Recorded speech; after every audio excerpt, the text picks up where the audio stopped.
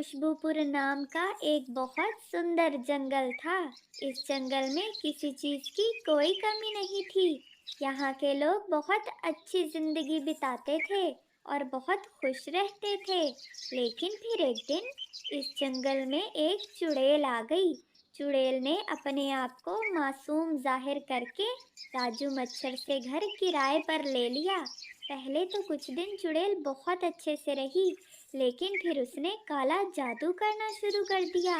जब लोगों को पता चला कि ये चुड़ैल है, तो उन्होंने जंगल के महाराजा को बताया। महाराजा ने सेनापति को हुक्म दिया और चुड़ैल को खुशबूपुर जंगल से निकाल दिया। लेकिन जाते जाते चुड़ैल इस जंगल को श्राप दे गई और उसके श्राप की वजह से इस जंगल की सारी हरियाली खत्म हो गई। यहाँ के खेत बिल्कुल सूख गए, पानी बिल्कुल खत्म हो गया।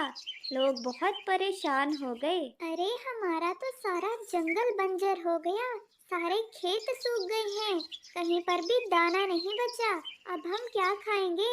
हमारे जंगल की तो नदियां भी सूख गई हैं, पानी कहाँ से आएगा? मैं तो बहुत परेशान हूँ, क्या बनेगा अब हमारा?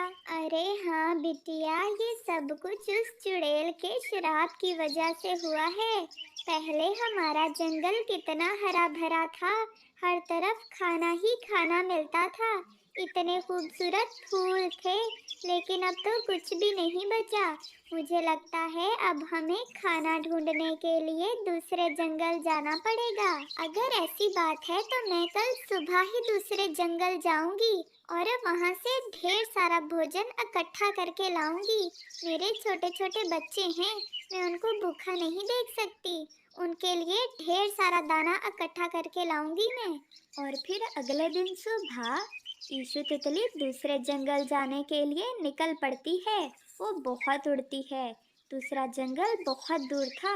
उड़ते उड़ते शाम हो जाती है और फिर आखिरकार दूसरा जंगल आ जाता है।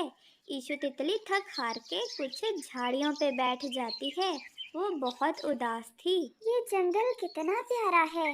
हमारा अपना जंगल भी बहुत प्यारा था, वहाँ पर भी किसी चीज की कमी नहीं थी। लेकिन अब तो हमें खाना ढूंढने के लिए भी दूसरे जंगल आना पड़ रहा है। पता नहीं उस चुड़ैल का श्राप कब खत्म होगा।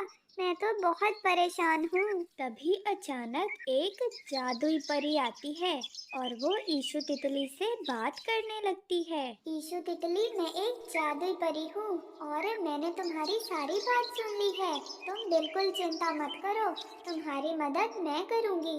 ईशु तितली, हमारे जंगल में एक जादुई हीरों का खेत है, तुम वहाँ चली जाओ, वहाँ से एक जादुई हीरा तोड़ो और उस हीरे को लेकर अपने जंगल चली जाओ।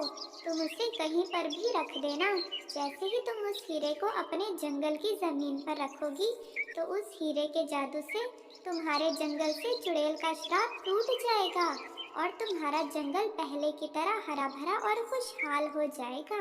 परी की बात सुनते ही ईशु तितली फटाफट जादुई हीरों के खेत में पहुंचती है और देखकर हैरान हो जाती है, क्योंकि उसने आज से पहले कभी भी हीरों की खेती नहीं देखी थी। फिर वो फटाफट एक जादुई हीरा तोड़ती है और अपने जंगल के लिए रवाना हो जाती है। काफी देर उड़ने के बाद आखिर वो अपने जंगल में पहुंच जाती है। उसका जंगल बिल्कुल बंजर पड़ा था, लेकिन ईशु तितली जैसे ही उस जादुई हीरे को अपने जंगल की जमीन पर रखती है, तो उसका जंगल एकदम से वापस हरा भरा हो जाता है।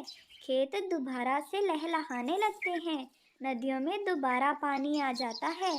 सब लोग बहुत ज़्यादा खुश हो जाते हैं।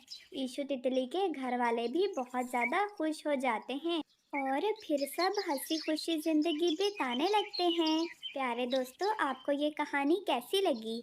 हमें कमेंट करके ज़रूर बताइएगा।